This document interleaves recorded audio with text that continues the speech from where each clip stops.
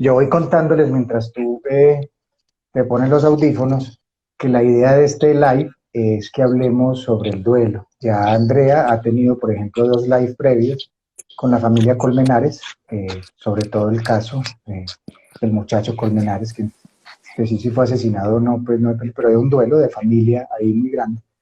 Y que no es solo hablar sobre el proceso de ellos, sino que es hablar de este tema que no se habla, que no se toca. Y es increíble que no se hable y no se toca sabiendo que nos va a pasar a todos. O sea, si hay algo común en todos nosotros es que todos estamos viviendo duelos, duelos de cualquier situación. No solo tenemos que hablar del duelo de la muerte, porque es que ese sería como el extremo del gran duelo, la gran enseñanza, pero todos tenemos duelos que están dentro de la naturaleza. Por ejemplo, hemos dejado de ser niños, ahí hay un duelo de morir a ser niño para ser adolescente, después para ser adulto. Ya en ocasiones hemos perdido la salud, entonces está el duelo. La primera vez que perdimos la salud de algo más grave que una gripa o algo así, nos dimos cuenta que no éramos inmortales, que no éramos ni la superchica ni el superhombre, entonces ya tenemos el duelo de eso. Hemos perdido la confianza en alguien o alguien ha perdido la confianza en uno, entonces hemos tenido duelos emocionales ya. Hemos tenido duelos pasados sin necesidad de la muerte, que hemos tenido crisis de fe. Entonces, el Dios que nos enseñaron o el Dios que aprendimos no actuó de acuerdo a lo que yo quería. Entonces, si hay algo que haya común en este planeta, es que tendremos duelo. Por eso la mejor definición de duelo que yo he leído la dice Tom Suba, un hombre que vivió muchos duelos. Dice: el duelo es la respuesta interna, automática, al final de un sueño. O sea, no es ante la muerte, es cuando un sueño que tenías terminó. El sueño de... Miren que esto no implica cosas negativas. Cuando yo soñé que es ser médico, cuando me gradué, tuve un duelo, ya tuve el duelo de dejar de ser estudiante, ya me toca hacerme responsable de ese sueño, ya es cómo me mantengo ahí. Así que el duelo es un común que debemos aprender, a que deberíamos hablar de él desde la época preescolar, pero como no nos hablan de lo común, terminamos haciendo grandes escándalos y terminando doliendo en lo que no es. Listo, Andrea, ¿ya sí te oyes bien o no? Yo te oigo bien, pero la gente no. Voy a hacerte una pregunta, pues tenía muchas. Creo que de la experiencia que tienes en el tema de acompañar duelos, ¿cuáles son los procesos que más se demoran? ¿Depende de quién se quiere o depende de la persona de establecer bienestar emocional? Todo duelo, Andrea, es como los carnet antiguos de los colegios, personal e intransferible. O sea, cada duelo, cada persona lo va a vivir de acuerdo a su historia de vida. Porque, por ejemplo, en mi casa somos 6 hermanos y si llega a morir mi madre, mi padre, habrán 6 dolores diferentes. No tendremos los 6 mismos duelos, ¿cierto? Entonces, ¿qué depende el duelo? De mi relación con la persona, del tipo de muerte, de mi intimidad con la persona, que cuando me refiero a intimidad nada tiene que ver con contacto íntimo, sino el grado de conocimiento que tengamos el uno del otro. Tiene que ver si estuve o no en el proceso y de mi grado de amor o de miedo ahí. Entonces, ahí viene una de las cosas y te agradezco tu pregunta, porque explicar que cada duelo es personal e intransferible puede llevar a que la persona diga, bueno, tengo derecho a mi duelo, pero también puede llevar a un extremo malsano, y es: nadie me va a entender, como este duelo es único, como yo soy el único que vivo este duelo, nadie me va a entender, nadie sabe lo que yo estoy sintiendo, y termino cerrando. O sea, el duelo es personal e intransferible en la historia de vida, pero las emociones, los sentimientos, sí son comunes en todos los seres humanos y podemos unirnos en esos sentimientos y emociones y ayudarnos unos a otros. ¿Cuánto dura un duelo?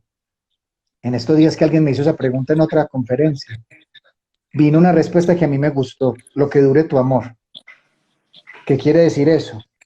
Que como vas a seguir amando el resto de tu vida, el resto de tu vida vas a seguir en duelo, pero como es lo que dure tu amor, el amor se va a transformar y va a dejar de ser angustia, va a dejar de ser dolor, va a dejar de ser tristeza, va a dejar de ser abandono, para convertirse en un nuevo ser. Tú, así como el ser que murió es un nuevo ser, energéticamente es un nuevo ser, uno también se convierte en un nuevo ser. Así que el duelo, aunque suene extraño lo que voy a decir, es un maestro de transformación, es un maestro de amor. Quien creyera, el duelo nos deja regalos. Uno no lo ve al principio, pero un regalo que nos da es conectarnos con la vida de manera más amorosa, de manera más simple. Estamos en el mundo en donde para aprender a conectarnos más simple, pues somos complicados. Para aprender a morir, tenemos que vivir y viceversa. Entonces yo creo que ahí estaría como englobada la respuesta a tu pregunta, Andrés. Tiene que ver en algo con religión, nuestras creencias y nuestras creencias. ¿Cuánto vive este proceso? Tiene que ver y mucho, todo condicionamiento, toda creencia. Y ahí entraríamos a pensar más que en la religión, en el cerebro, Andrea. El cerebro tiene una parte que se llama el cerebro paleolímbico, el cerebro evolutivo. Uno evolutivamente tiene 4 cerebros. Uno cree que uno es uno, que yo soy Jorge. Evolutivamente soy 4. Desde el yo soy 3, el que creo que ser, el que yo soy, el que tú crees que yo soy, el que realmente soy. O sea, uno es un montón de gente. Entonces ese cuentico de ser uno no es. Pero a la hora del duelo hay un cerebro llamado paleolímbico y es en donde están todas nuestras creencias, o sea, las creencias religiosas, las creencias políticas, la creencia de grupo. Mi cerebro busca acoplarse a un grupo. Entonces, cuando ocurre un duelo, el grupo desaparece porque una persona del grupo no está. Entonces, yo me siento desprotegido. Y si sumado a eso, he tenido unas creencias muy firmes, especialmente religiosas, en donde Dios es bueno con el que es bueno, en donde Dios cumple al que ora, la pelea con Dios va a ser espantosa. Porque el problema no es de Dios, el problema es de mi creencia, en donde tuve una relación con Dios basada en un negocio. Yo te rezo y vos te portás bien conmigo. Yo te oro y vos me cumplís. Entonces ahí viene uno de los grandes mensajes del duelo. Es un mensaje de humildad referente a Dios. Uno se da cuenta, lastimosamente, que ha llegado a orar con soberbia. Es diciendo que orar es como cambiarle la mente a Dios. Esta mentecita le está diciendo a la mente inmensa, ve, que no se muera mi mamá, que no se muera mi papá, te estás equivocado, debería morirse la mamá de Garavito, debería morirse la mamá de tal, porque la mamá mía no, porque yo soy bueno. Entonces ahí viene el problema de la creencia. El problema no es si crees o no, o sea, creer es bueno, o sea, creer ayuda, la fe es una ayuda inmensa en el duelo, pero cuando la fe es una obligación, o sea, tenía que pasar lo que yo quería, vos no estabas haciendo una oración, sino un negocio. Entonces, la religión, la política, quien creyera, influye. Muere diferente quien cree en este y quien cree en este otro, el género influye, o sea, todas mis creencias influyen, porque a la hora de la verdad, yo te hago y te devuelvo una pregunta a ti referente a la creencia. Me estoy muriendo yo, te estás muriendo tú, y has tenido una creencia firme en algo, pero te estás muriendo o me estoy muriendo, por decir algo, con dolor. Uno, vamos a ponernos humildes en la vida, uno le preguntaría al otro si tiene pensamiento de derecha o de izquierda. Le preguntaría al otro si cree en Dios o en Buda. O sea, ayúdeme con el dolor. A la hora de morir, a la hora de la compasión, se acabaron los limitantes. Entonces, influye para el dolor, pero también es una invitación a que nos conectemos de otra manera, no desde la creencia, sino desde el corazón, que es más importante. Has dicho algo ¿Quién muy está cumpliendo importante. años? Felicitaciones, no vi quién, alguien está cumpliendo años. Me felicitan de mi cumpleaños, Isabel. Isabel, felicitaciones, feliz día. Felicitaciones, Isabel, gracias por invitarme.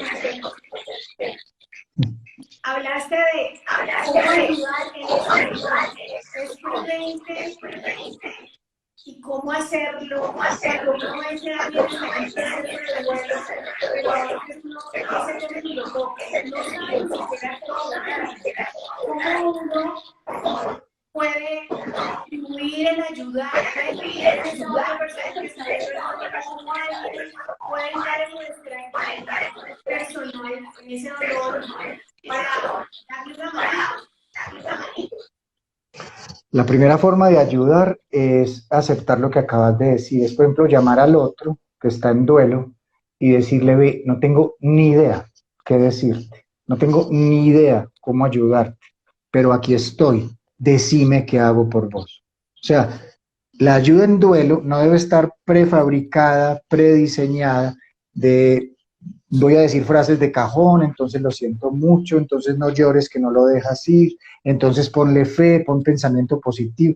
El pensamiento positivo, si hay algo que vamos a ayudar, no le meta pensamiento positivo a alguien en duelo. O sea, uno está sintiéndose destruido, derrumbado, y le están diciendo que le ponga fe, que le ponga todo. Ofrézcase, o sea, dónese. uno no puede ayudarle al otro a quitarle el dolor, porque el dolor es, como estamos diciendo, es su historia de vida, pero le puede ayudar al otro a quitarle ruido. Entonces, ¿cómo le puedes ayudar a otra persona? Entonces, si la persona está en plena pandemia y tiene hijos, entonces, venga, yo le ayudo con las tareas de sus hijos. Si tiene perritos, gaticos, venga, yo me llevo su perrito y su gatico para su casa, para mi casa un rato, para que usted no tenga que preocuparse. Entonces voy a la casa de él y se la barro, se la trapeo, le limpio los trastos, porque entonces, como te digo, quitarle ruido. Es también saber que nosotros los humanos somos especialistas en abandonarnos, especialmente cuando hay duelo. Porque como no fuimos preparados para hablar de este tema, porque somos muy charros, que pensamos que por si hablar de la muerte nos vamos a morir. En estos días, ayer nomás leí un mensaje que dice, uno no queda embarazado por hablar de sexo, ni se muere por hablar de la muerte. O sea, son temas de los cuales hay que hablar. Entonces, como no sabemos qué decir, no sabemos acercarnos. Entonces terminamos abandonando a las personas, que eso es muy doloroso para una persona en duelo, porque siente que la gente más cercana lo abandonó. Entonces, así como uno debería acercarse preguntándole al otro qué necesita, la idea, Andrea, de la compasión es acercarnos de acuerdo a necesidades. ¿Qué necesitas? Sabiendo que uno en duelo, uno no sabe lo que necesita. Entonces, primera decisión, ayudarle en el día a día. Que no tome decisiones grandes. Entonces, la gente le dice, salga de esa casa, salga de la ropa. Por favor, si usted quiere ayudarle en el duelo, sea usted lo contrario, dígale, quédese con todo, no tome decisiones ahora. O sea, uno en un momento de dolor no puede tomar decisiones que después le van a doler más. Entonces, no cumpla lo que hace el común de la gente de tratar de proteger al otro del dolor. Usted quiere ayudar a alguien en duelo, vuélvase el dolor del otro, contame todo, contame 1000 veces lo que me tengas que contar. Una persona en duelo, Andrea, necesita contar y contar y contar y contar y contar que le duele, que así se murió, que así se murió. La gente le dice, cállese, que no lo está dejando descansar. Por el contrario, mientras más cuente, va a llegar un momento en donde se agota de contar y empieza a mirar de otra manera. Entonces, usted quiere ayudar a alguien en duelo, váyase a escuchar todo. No aconseje, no compare, no le dé como técnicas para salir del dolor, vaya a cargar el dolor del otro y así le vamos a ayudar al otro. Vamos a ayudarnos a quitar todos estos mitos y a volvernos compasión pura. Entonces, primera decisión, no decida, no salga de la ropa. ¿Cuántas veces no has escuchado tú cosas como esa, que se vaya de esa casa, que ahí se quedó el frío de la muerte? ¿Cómo que se quedó el frío de la muerte? Se quedó el calor del amor que había ahí, o sea, de las veces que nos abrazamos, que nos reímos, que gritamos. O sea, hay más vida que muerte ahí, entonces no se puede cambiar. Dicen que hay 4 cosas, Andrea, en la vida que causan un estrés del 100%, o sea, que uno va a tener el mayor estrés. La muerte de un ser querido, eso pues causa mucho estrés. Casarse, eso es muy estresante. Divorciarse, es muy estresante, los dos extremos. Y un trasteo, una mudanza, es el estrés del 100%. Entonces, mire, yo ya estoy en un estrés del 100% porque se murió un ser querido o porque me divorcié, que es un duelo. Y encima de eso me están diciendo que me cambie. O sea, le van a agregar más estrés al estrés. Cuando usted no sepa qué hacer, no haga nada. Si usted quiere ayudarle a alguien en duelo, ayúdele a no hacer nada, a hacer silencio, a que llore todo lo necesario, a que bote todas sus emociones y así va a poder calmarse. Aquí una vez, Andrea, ¿te puedo contar una historia? Me vas a preguntar algo para no sentarme yo en la palabra aquí. No, sigue escuchando mal. Entonces, por favor, cuéntame la historia y yo creo que la historia es muy Listo. Aquí una vez a este lugar que era mi consultorio, porque ahora gracias a la pandemia debo buscar un trasteo y aquí no se puede por todos estos protocolos. Aquí una vez vinieron una niña que se llama Camila, hay 2 Camilas que me han marcado la vida, ella y otra Camila al principio de mi carrera. Esta Camila vino ya pues siendo médico. Vino con la mamá y con una tía. Camila tiene 6 o 7 años. Al papá de Camila lo mataron aquí en Medellín, espantoso, con torturas, con un montón de cosas. La niña no sabe esa historia, solo sabe que su papá se murió. La mamá sí sabe cómo mataron a César, su esposo. Y la mamá lleva 1 mes y medio, que es lo que lleva César de muerto, en silencio total. Está en una forma de expresar el duelo que se llama el congelarse. O sea, ella no expresa una emoción. Y la gente la felicita, y lo fuerte que está. Es que así es que se elabora. Y lo que no se dan cuenta es que esa forma de morir de César antes la abrumó tanto que se quedó congelada. Entonces viene con la tía, entonces solo se les hace una pregunta, ¿en qué les puedo servir? Eso fue como un timbre, como haber tocado el punto exacto de esa señora, porque se puso a gritar, a llorar, y me mataron a César, me mataron a César, me mataron a César, gritaba. La tía, la hermana de la señora, se paró y la regañó. ¿Qué es eso? Comportate como lo fuerte que había sido. Y si llorando resucitara a César, pues valdría la pena que lloraras y le vas a hacer daño a la niña. ¿Cierto, doctor? Ya me metió a mí en el paseo. ¿Cierto, doctor, que debería callarse? Yo estaba pues también bloqueado porque la señora gritaba muy fuerte. Camila, de 6 años, se paró delante de la tía furiosa, pero furiosa, como con la sabiduría propia de la gente intuitiva. Y le dijo, tía, usted no sabe que para que la tristeza se acabe hay que gastársela. Deje que mi mamá acabe esa tristeza, deje que mi mamá se la gaste. Se sentó, la señora, la tía se puso a llorar. Yo soy un llorón, yo me puse a llorar, la mamá se puso a llorar. Esta niña, en esa expresión, dio la clave de cómo se elabora el duelo. Usted quiere que se le acabe la tristeza, llore. Usted quiere que se le acabe la rabia, grite. Usted quiere que se le acabe la frustración, dígalo, expréselo, no lo niegue más, no pretenda estar bien para que los demás no se le vayan. Terminamos abrazándonos, terminó la tía diciendo yo lloro sola para que ustedes no estén, y terminamos hablando de lo que se debe hablar, que el duelo es un pozo profundo en donde uno termina confundido, aburrido, completamente incierto, pero el amor te tira una rayita de luz diciéndote sal, solo si lo expresas. Así le ayudamos al otro, expresando las emociones. A veces las personas...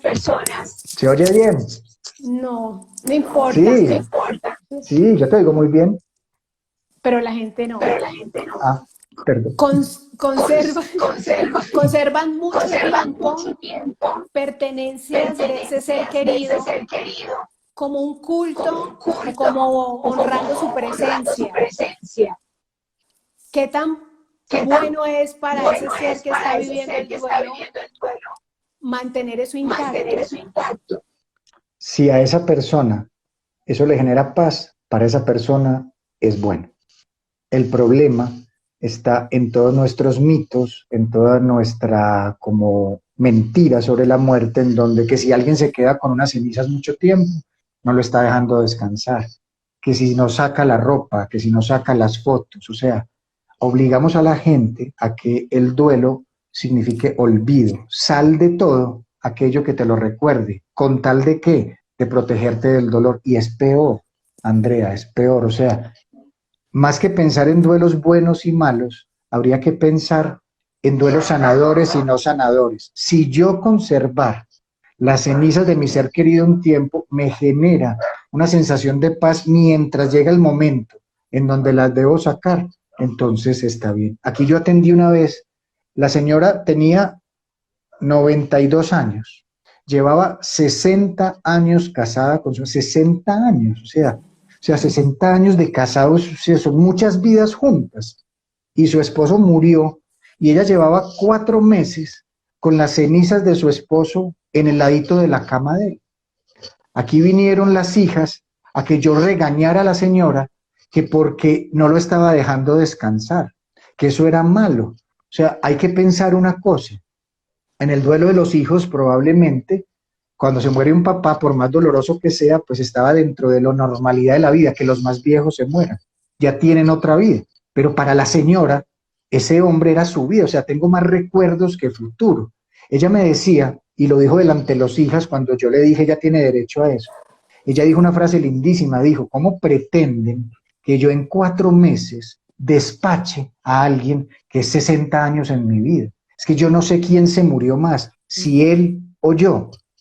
Todas las noches yo estoy haciendo un proceso de despedirlo. Llegará un día en donde yo no necesite estas cenizas al lado. Por el momento, no pretendan que yo en 4 meses le diga adiós a 60 años de vida.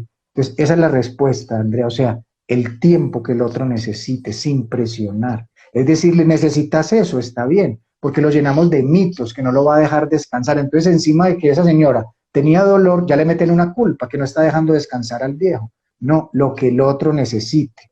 Ya si nos vamos a un extremo, en donde llevamos 7 años con las cenizas ahí, y en el mismo, pero uno dice, ya esta persona sí está. Entonces, que todo tenga un ritmo de acuerdo al otro, no a lo que yo crea. No le podemos meter más creencias al duelo, hay que dejarlo fluir, sabiendo que cuando el otro fluye en el duelo, me conmueve y me hace llorar. Por eso le decimos a la gente que se calle, no porque te va a hacer mal, sino porque me vas a hacer llorar. ¿Y qué tiene de malo llorar juntos?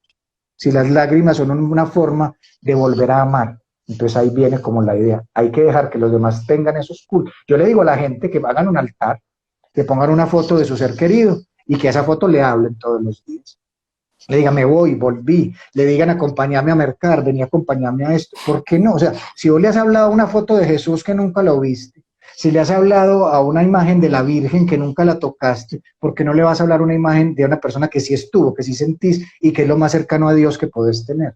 Entonces no es dejar de tener las pertenencias, es volverlas un rito. Tú dijiste la palabra, honrarlo a través del recuerdo. En un país como el nuestro, voy a hablar pausado. Muchas personas mueren trágicamente o muchas personas desaparecen y las damos por muertas. No sabemos. ¿Cómo se maneja la incertidumbre de ese ser que suponemos ya no está en este plano? ¿Es un duelo como la muerte cualquiera? ¿Qué hacer ahí? Es un duelo que tiene componentes todavía más fuertes, porque es un duelo con componentes sociales, con componentes políticos, con componentes de injusticia humana. Porque sí, puede ser muy doloroso que mi padre muera de cáncer, de COVID, de todo eso, pero cuando, entre comillas, yo la explicación que tengo está dentro de lo natural de la vida, ese duelo lo elaboro con tristeza, con rabia, pero va pasando los días y yo le mermo a eso. Pero cuando tengo este faltante, cuando tengo este fantasma, por ejemplo, el duelo del desaparecido es terrible, es espantoso porque le estás pidiendo que acepte que murió al que no viste morir. Le estás pidiendo que acepte despedir y pueden pasar 23 años. Y aunque suene ilógico, la persona todavía sueña que de pronto por ahí se le va a aparecer. Aunque le muestren los restos, aunque digan lo desenterramos y el DNA comprueba que ese era su papá, su mamá, su hermano, hay una parte en el cerebro que si no verifica, que si no lo vio, que si no hizo la despedida, genera todavía un no te creo que pasó. Por eso es tan importante que un país como Colombia se declare en duelo. O sea, dicen que por cada muerto o desaparecido mínimo hay entre 7 hasta 23 personas que quedan en dolor. O sea, desde los más cercanos así. Entonces, si hacemos cuenta, dicen que 5 millones de muertos en 50 años de conflicto, por el lado de muertos está más del país en duelo. Y si dicen, yo no sé las cifras reales o oficiales, que pueden ser 500.000 a 1.000.000 de personas desaparecidas, entonces estaríamos hablando de más de todo el país en duelo por el desaparecido. Todos hemos tenido que ver con la muerte trágica, con la muerte violenta. Y si el sistema social no ha cambiado nada, si una persona que tiene un hijo desaparecido encuentra que a esta también, esas heridas cada vez se van a ir abriendo más. Entonces es una pregunta, más que una respuesta. ¿Quiénes somos como humanos? ¿Qué hemos hecho de nuestra humanidad? Que hemos creado duelos antinaturales. O sea, ¿cómo es posible que no podamos ver la muerte a los ojos por enfermedad o por accidente, que sería como entre comillas lo normal, sino que hemos creado muertes basadas en nuestra ambición, muertes basadas en nuestra soberbia, en nuestras creencias? ¿Qué nos pasó? ¿En qué momento pudo más el territorio, la política, el poder que el corazón? Porque eso es lo que nos debería hacer preguntar, porque sería muy fácil señalar a un gobierno, señalar a los de derecha o a los de izquierda, a los de un género u otro, a los de una creencia u otra. Eso está en el corazón de cada humano. Porque si yo ahorita que salgo, me encuentro con uno de mis hijos y le grito de manera soberbia, le hago desaparecer su amor, su autoestima. ¿Qué diferencia hay con hacer desaparecer un cuerpo de otro? Entonces todos tenemos que ver con un tejido social de amor que genera una nueva conexión o con un tejido social de duelos. Entonces es ir de uno en uno, limpiando en esto, haciendo rituales para limpiar este dolor que tenemos todos en este planeta y en este país especialmente. Hemos naturalizado la muerte de otros por violencia. Las muertes trágicas para los colombianos se volvieron cotidianas. Pero cuando nos toca a nosotros, no sabemos qué hacer con eso. Como la muerte estaba en el televisor, como la muerte estaba en el vecino, como la muerte estaba en el campo, cuando la muerte se vuelve mi sangre, mi apellido, entonces ahí sí, mundo injusto y todo eso. Entonces la idea ahí es donde viene la compasión es sentir que es que si te duele, me duele. Entonces vamos a empezar a hacer cambios. O sea, no es esperar a que la vida te diga también era para vos, para empezar a cambiar. Porque entonces, dicen entonces que una persona que sea activista por lo social, entonces tiene que haber vivido un proceso, no, puede que no lo haya vivido, pero le duele su mundo y entonces va a ayudar a construir otro. Entonces hay que empezar a hacer sin necesidad de haberlo sufrido, hay que empezar a cambiar, hay que empezar a hablar de la muerte. Andrea, ¿cómo es posible que a uno cuando niño lo hagan repetir todos los ríos del África, todas las capitales del Estados Unidos, lugares que uno de pronto no, en el 99.9% de los casos no va a ir a todos esos lugares? Pero ¿cómo no te enseñaron del manejo emocional de las pérdidas sabiendo que sí iban a existir? ¿Cómo no te enseñaron la filosofía del cuidado? Que uno no viene a competir, no viene a ser mejor que el otro, sino a colaborar, a cuidarse. Una generación de seres que se cuiden va a ser mucho menos violenta. Una vez, hace muchos años, André, cuando yo empecé como a trabajar con esto de la muerte, me prestaron a 6 muchachos, una cárcel de muchachos, en un reformatorio.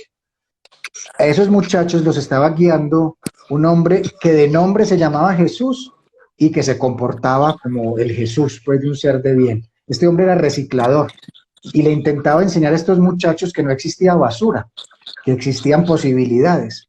Entonces nos prestaron esos 6 muchachos como una especie de experimento social, en donde él les iba a enseñar a vivir de otra manera y en donde yo les iba a enseñar, yo, con la ayuda de unas enfermeras, ayudar a cuidar gente muriendo.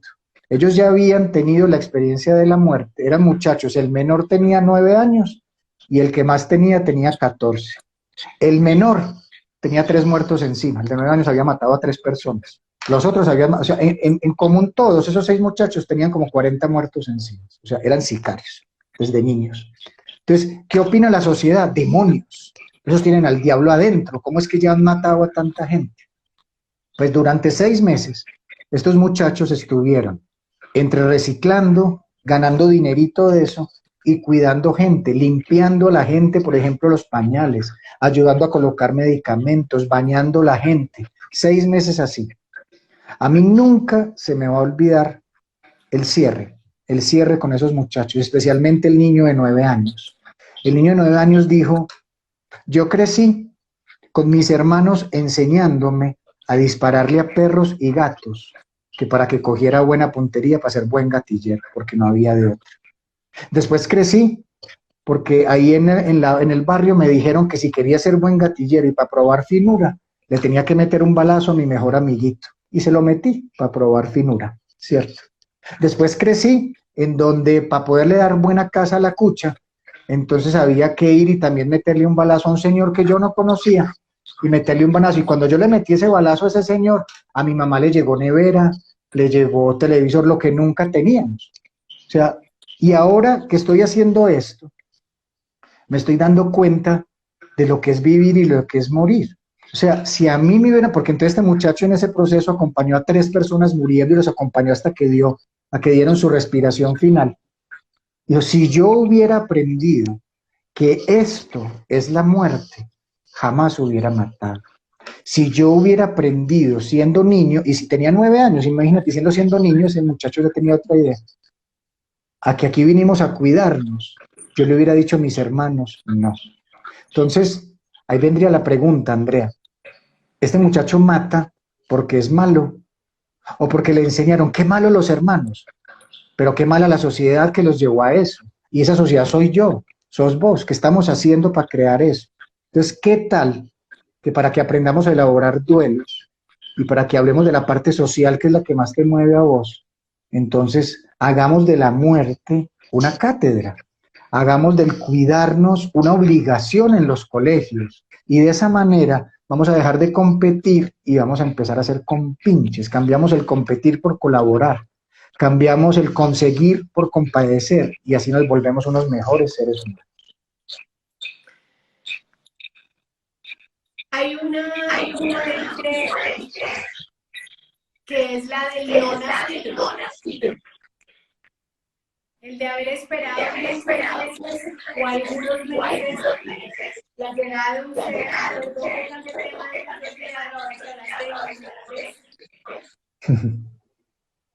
para una mamá perder un hombre.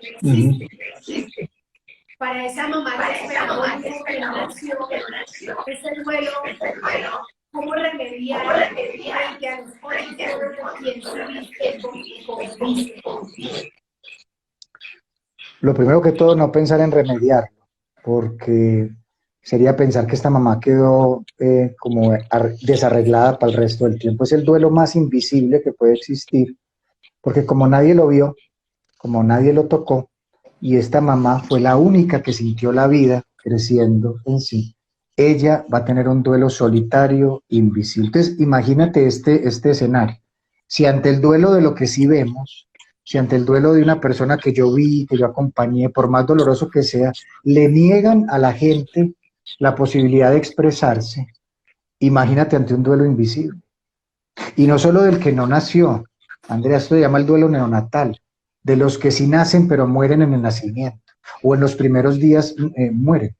Y tenemos una sociedad rarísima, por ejemplo, esa mamá que el bebé nació y murió en el parto, la ponen en la sala de maternidad, junto con otras mamás que sí están celebrando la vida de su bebé que sí nació. Entonces, ¿qué va a sentir esta mujer? O sea, hasta en la parte médica, como protocolario, o sea, saque a esa señora de maternidad.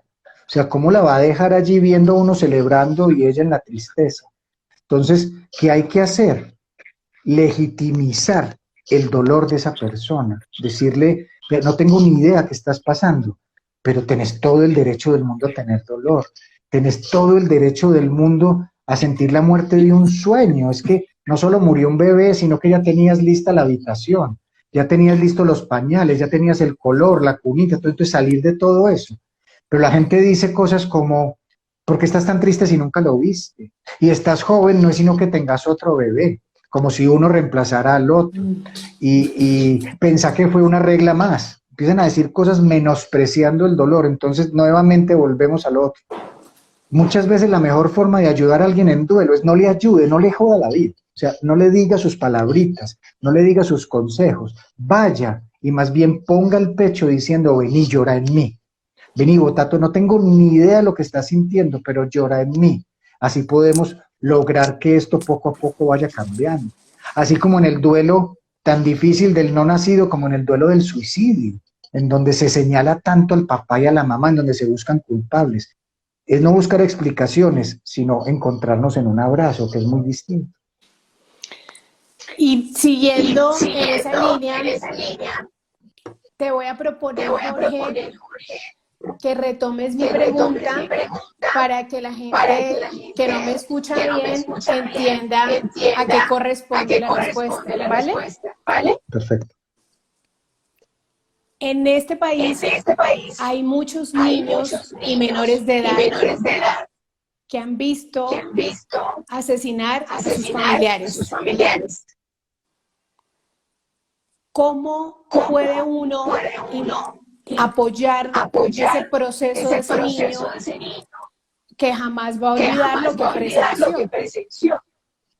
Pregunta Andrea que en este país hay muchos niños que han visto el asesinato de sus familiares, de sus seres queridos, que cómo ayudar a remediar, a ayudar a que la persona sane esa herida.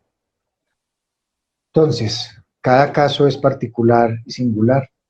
Lo primero es, todo niño tiene una necesidad de protección, tiene necesidad de ser cuidado. Cuando muere un ser querido, independiente de la forma de la muerte, se siente muy desprotegido y tiene mucho miedo de que la otra persona, por ejemplo, si murió papá, que mamá también muera.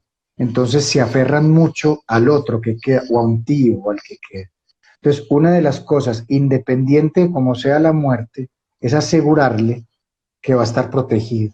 Que sí sería mejor si estuvieran los dos, papá y mamá, pero que nadie lo va a abandonar, porque es una sensación de abandono espantoso, es lo primero. Segundo, los niños hasta los 11 años tienen en su mentecita, en su cerebro, la idea de una cosa que llama el pensamiento mágico. A medida que son más chiquitos todavía más, pero dura más o menos hasta los 11 años. Tienen la idea de que eso pasó, esto malo pasó, por algún acto de ellos. O sea, yo, por ejemplo, pensaba cuando mi papá me llevaba a fútbol, que íbamos caminando, que si pisaba una rayita, Nacional perdía. Y entonces cuando perdía el equipo, entonces yo decía, juepucha, ¿por qué pisé la rayita? Además que pisé una y no me... Eso es pensamiento mágico. Lo mismo le pasa a un niño referente a la muerte de un ser querido, por haber desobedecido, por no haberme puesto la camiseta que me puso, por haber peleado una noche, por eso se murió mi papá y mi mamá. Entonces, y mira que ahí no estamos hablando del hecho como tal, sino de la mente del niño. Es quitarle la idea que no es culpa, que es culpable de lo que pasó. No es tu culpa. Entonces, ¿de quién es la culpa? Listo. Hemos construido un mundo en donde nosotros los humanos podemos llegar a hacer eso. Entonces yo podría llegar a hacer eso. Yo podría ir a matar al que le hizo a mi papá eso, sí, podrías hacerlo. Pero ahí viene entonces también, si vamos a educar en duelo y educar en compasión, podemos enseñarle a un niño que no hay mayor venganza que el amor. ¿Cómo me voy a vengar que lo que le hizo eso a mi papá? Construyéndome un ser de tanto amor que entonces no le dejo a ese tipo o a esa persona que hizo eso que me mate el corazón. Pero eso requiere un proceso de mucho tiempo. No es que el tiempo cure la herida, sino enseñarle a este niño a lograr reconstruirse, porque pierde confianza en el mundo, pierde confianza en la sociedad, pierde confianza en Dios. Si ustedes me dicen que yo tengo un ángel de la guarda al que le rezo todos los días, ¿qué se hizo el ángel de la guarda cuando le dispararon a mi papá? Entonces, por ejemplo, enseñarle, porque eso lo preguntan los niños. No, mi amor, es que el angelito de la guarda está mirando para otro lado. No, no, es como, por ejemplo, decirle cosas como, si estamos hablando del ángel de la guarda, el ángel de la guarda cuida el alma de la gente, el cuerpo, a veces por enfermedad, a veces por violencia, a veces por accidentes, acaba, pero el ángel de la guarda cuida el alma de la gente. Entonces el ángel de la guarda cuidó a tu papá. Pero entonces no lo tengo, sí, no está, es irreversible, pero vamos a salir paso a paso. Entonces, dar sensación de protección, quitar la culpa, evitar la desconfianza y empezar a criar en el cuidado y en el amor. Pueden ser herramientas para ayudarles a estos niños llenos de tanto dolor. Y ojo, Andrea, no solo es el niño en duelo por la muerte de un ser querido, es la herida que se crea de un niño que ve al papá golpeando a la mamá, que lo ve diciendo mentiras, que ve diciendo cosas, hijo, diga que no estoy, cuando lo están llamando por teléfono. Mi hijo, es un quitas que me llevé de esta tienda. No me preocupe, que es que nos dieron de vuelta más, hay que ser vivo en este mundo. Usted no se da cuenta que las heridas no requieren de un trauma grande, sino del ejemplo que damos de deshonestidad. Ahí se pueden crear heridas peores, porque normalizan la corrupción, que sería uno de los eventos de por qué llegamos a la violencia. Toda sociedad corrupta es violenta, entonces habría que evitar eso. Ahí podríamos pensar en esos duelos por pérdidas en vida de gente viva. Como cuando uno ve que su papá se va y ya no va a vivir más contigo, cuando te separan, esos duelos tienden igual. Pregunta Andrea que cuando los duelos son por personas vivas, duelos de vida, por ejemplo un abandono de un hogar o una separación, que si esos duelos se manejan igual. O sea, volvemos como desde la definición que todo duelo es el proceso de aprender a elaborar el fin de un sueño, de una pérdida. Pero lo que es diferente son las condiciones de la pérdida y el futuro o no que hay con eso que perdí. O sea, es muy doloroso perder un ser querido, pero otra de las cosas que hace el duelo, cuando es por muerte, es que no hay futuro con ese ser querido, no hay futuro físico. O sea, tengo que vivir en un mundo en donde físicamente no está, entonces lo lleno de amor en este mundo. Pero cuando el otro no está porque se fue, porque abandonó, porque golpeó, es tener el duelo de un muerto vivo, que uno a veces quisiera matar a ese hijo de puta, porque hizo muchos daños. O sea, hay rabia, hay ira, hay un montón de situaciones en donde lo que cambia son las emociones que me conectan al dolor. Entonces, por lo menos como lo hago yo, Andrea, intento preguntar a la gente es qué emociones tiene ante su duelo, no tanto buscando, porque hay una técnica que donde empiezan a preguntarle a la gente a ver en qué fase del duelo está, que si está en fase de negación, que si está en fase de ira, que si está en fase de depresión, que si está en fase de aceptación. Eso no sirve, esas fases no sirven para el duelo, esas son fases para una persona moribunda, pero para el duelo no sirve, porque usted en un mismo día cuando está en duelo se levanta triste, desayuna berraco, come tranquilo, en la tarde está feliz y en la noche vuelve a llorar. O sea, usted es un sub y baja, usted es una montaña rusa. Entonces no sirven las fases, sirve a mi forma de ver un acercamiento emocional. Entonces es preguntarle al otro, ¿usted qué está sintiendo? Estoy sintiendo rabia, venga, gritemos. ¿Está sintiendo tristeza? Venga, lloremos. Estoy sintiendo frustración, venga, hablemos. Entonces es conectarse al otro en sus necesidades, y sea por duelo, por separación, por pérdida, por muerte, lo que sea, cuando el otro se siente escuchado, cuando el otro siente que existe en medio de la pérdida, empieza a tener esperanza. Todos nosotros deberíamos aprender a ser sembradores de esperanza, a que al otro le demos la posibilidad de ser independiente, que tenga que decidir en el dolor, que tenga que decidir en momentos en donde no sabe qué hacer.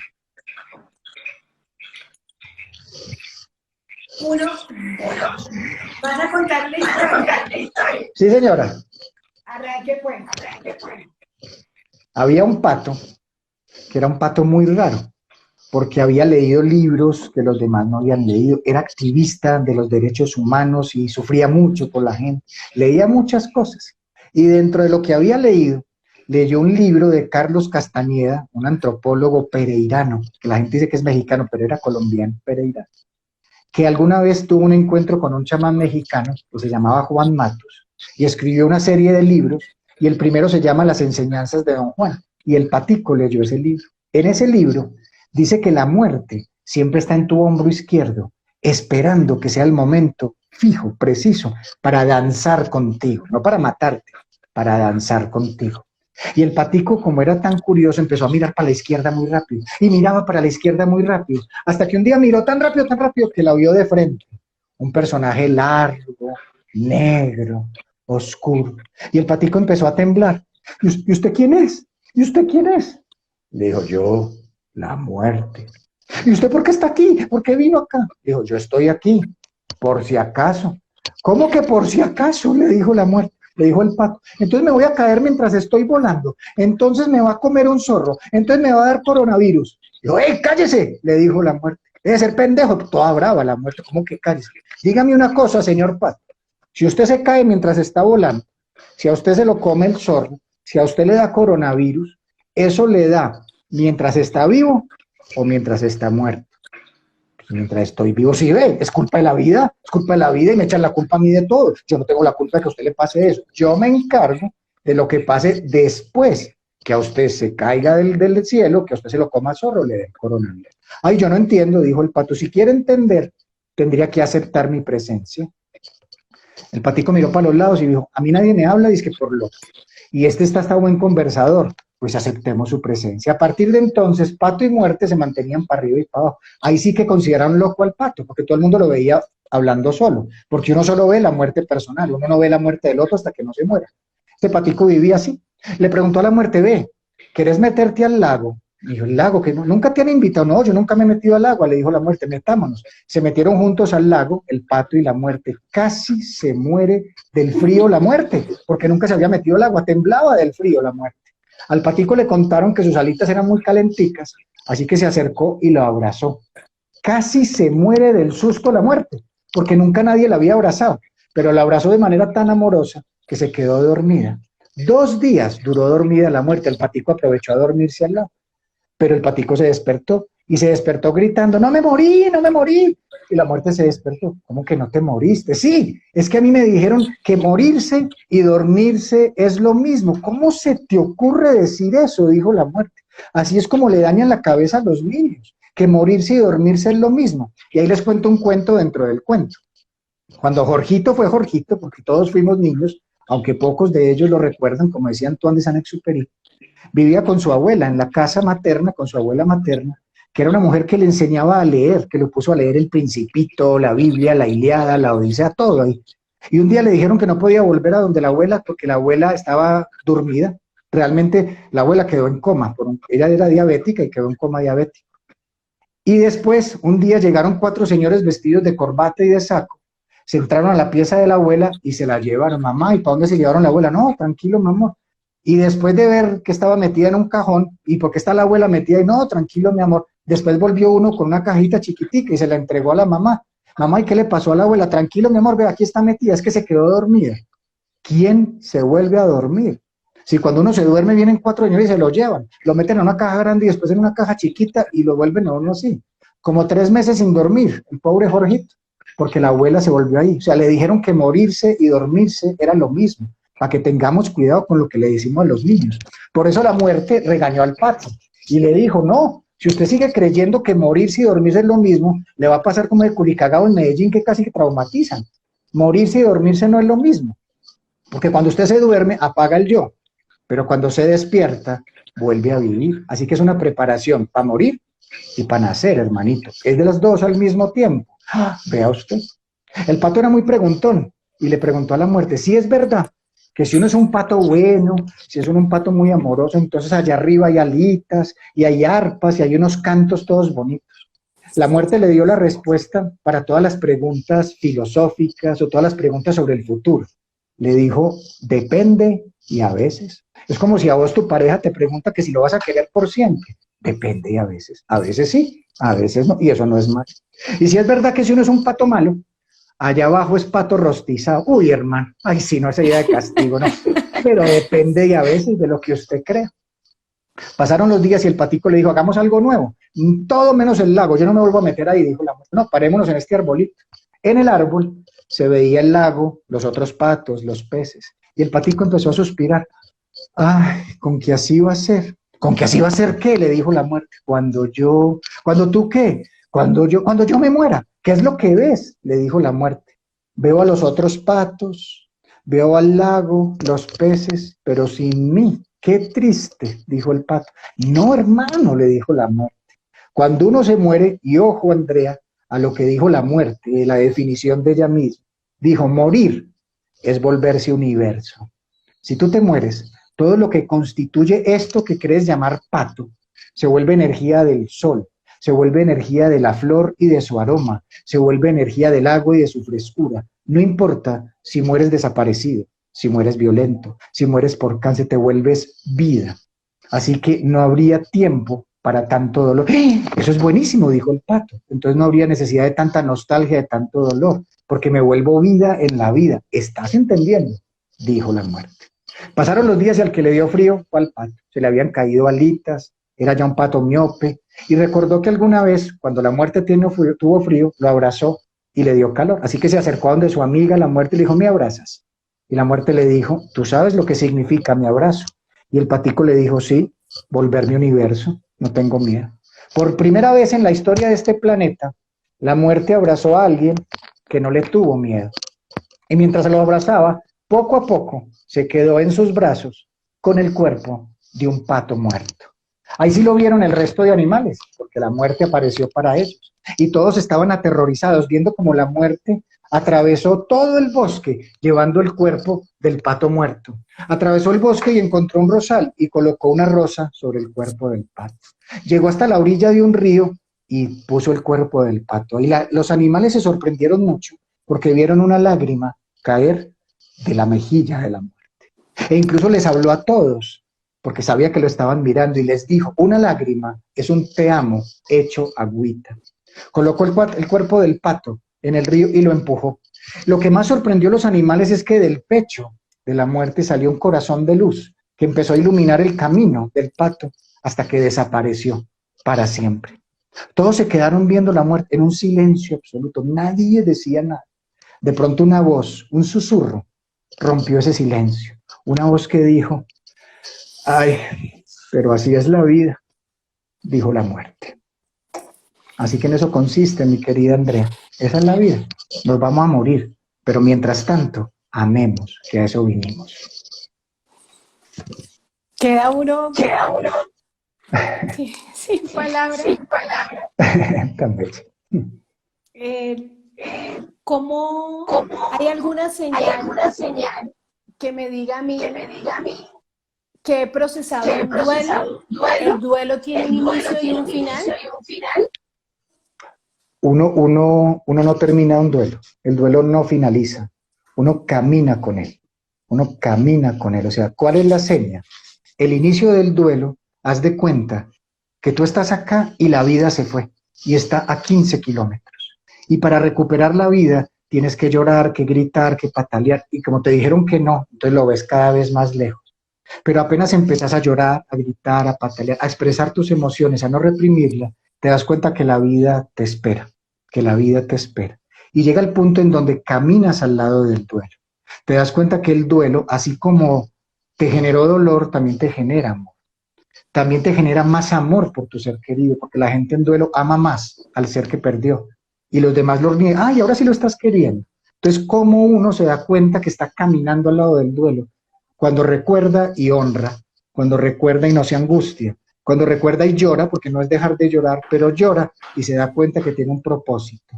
Cuando se da cuenta que creó una mejor versión de sí mismo gracias a la muerte del otro, no por la muerte del otro. Gracias a la muerte del otro generó más vida, porque el otro energéticamente se metió en ti, está en ti, entonces te dio más posibilidades de amar. Cuando descubres que tú y el otro son uno solo en el amor. Entonces uno vive la vida en una secuencia de duelos. Dice Andrea, qué pena que me estás diciendo que te retomara. Uno vive la vida en una secuencia de duelos, sí. Vamos de duelo en duelo. A mí me gusta mucho esa definición que dice que el duelo es la respuesta interna ante el fin de un sueño. O sea, se acabó el partido de fútbol, estás en un duelo. Se acabó el partido de fútbol que soñaste jugar, que soñaste ver. Se perdió la salud, estás en un duelo. Se fue el ser querido, ni siquiera porque te abandonó, sino que se fue a estudiar, yo no sé, a Londres, a Bogotá un tiempo, estás en un duelo. Vamos de duelo en duelo, porque eso significa, Andrea, que hemos equivocado la pedagogía. No nos deberían enseñar a ganar, sino a perder. No entendiendo que el que aprende a perder es un perdedor, sino que el que aprende a perder es un aprendiz de la vida, es un instrumento de la vida, donde está de estar muy equivocado a estar menos equivocado cada vez, porque se está volviendo más amoroso. El duelo es un maestro impresionante, doloroso como nadie, porque el dolor del duelo no lo puede describir nadie, pero que también enseña como nadie. Hay gente que definitivamente le tiene mucho miedo a la muerte. Este periodo de la la gente a cuestionarse sobre la muerte. ¿Cómo ayudarlos, a pesar del cuento que compartiste, a ir relacionándose mejor con eso que llegará un día, para nosotros y con otros? Pregunta Andrea que hay mucha gente que le tiene mucho miedo a la muerte y que justo en una época como esta, pues ese miedo se ha exacerbado, aumentado, y que cómo ayudarse a disminuir ese miedo. Dicen los japoneses que quien le tiene miedo a la muerte, realmente le tiene miedo a la vida, porque está teniendo miedo de morir de la vida que está viviendo. Así que si usted quiere disminuir el miedo a la muerte, deje de vivir una vida que no sienta que por la cual usted deba morir. ¿Qué te quiero decir con eso? Hagamos el propósito de morir dando gracias, no morir pidiendo perdón, porque pusieron eso como el perdón como el más alto grado de la espiritualidad, que con el perdón logramos estar en Dios. Es un paso. Pero si yo para ganarme el cielo, entre comillas, debo pedir perdón, La lógica entonces dice que debo embarrarla, pedir perdón y ya, me gané el cielo. Y los que se quedan con un dolor inmenso, porque ahí viene un cuento de perdón y reparación. Si yo voy a pedir perdón, es porque voy a permitirme hacer la reparación con actos. O sea, habría que, yo no pido perdón, yo cambio y soy perdonado. Yo no pido perdón para cambiar. O sea, yo decirle a mi pareja o a un hijo, perdóname y yo cambio, eso es un chantaje. Más bien yo cambio y solito llega el perdón. Entonces, cómo perderle el miedo a morir? Viviendo en gratitud. Preguntándote y hablando de la muerte. Si hoy murieras, porque es probable que hoy mueras, es probable que yo me muera hoy. Si es probable que yo me muera hoy, ¿qué valores, qué huellas dejo en el corazón de los demás? ¿Dejo una huella de una bota militar que aplastó al otro? ¿O dejo la huella de un abrazo? Que probablemente no le va a ayudar a ser ni mejor científico, ni mejor nada de eso, pero sí le va a ayudar a ser más compasivo. ¿Qué valores serían por los que te recuerdan? Yo no sé si usted sabe cuántos títulos y cuántos diplomas tenía Albert Einstein en su parte física, en su terreno, en su casa, pero sí sabe lo que ese hombre hizo y lo que dejó como herencia, no solo mental, sino emocional o física. Yo no sé si usted sabe los títulos que tuvo Gandhi, que usted sabía que era abogado y probablemente tenía el título por ahí colgado y se especializó, pero usted sí sabe que ese señor dejó una huella de no violencia, de compasión. Pues a eso me refiero yo. ¿Cómo quitar el miedo a la muerte? No piense que usted vino aquí a dejar una pared llena de títulos o una casa llena de paredes, de televisores, de carros. ¿Qué huella deja en el corazón del otro? Cuando usted se ocupe de la huella en el corazón, le pierde el miedo a la muerte, porque sabe que usted va a ser eterno en el otro, porque el amor que usted dio sigue en el otro. Usted está sembrando para los que siguen. Así le quitamos el miedo a morir, viviendo en gratitud. Pues ha sido un espacio maravilloso. Quisiera saludar a los que están aquí conectándose. ¿Lo haces tú por favor, ya que mi audio está... Me pongo las gafas. Saludamos, entonces me está pidiendo del favor que saludemos a la gente que se está conectando. Rosario Buitrago. Dice Rosario que todos los días habla con la mamá. Le tengo un altar, eso me ayudó mucho, ya vive en mi corazón. Eso es una esencia grandísima. Decirle a su ser querido, abro mi corazón para que vivas en él. O sea, el cielo es su corazón. Abro mi corazón para que vivas en él. Saludos a John Mario.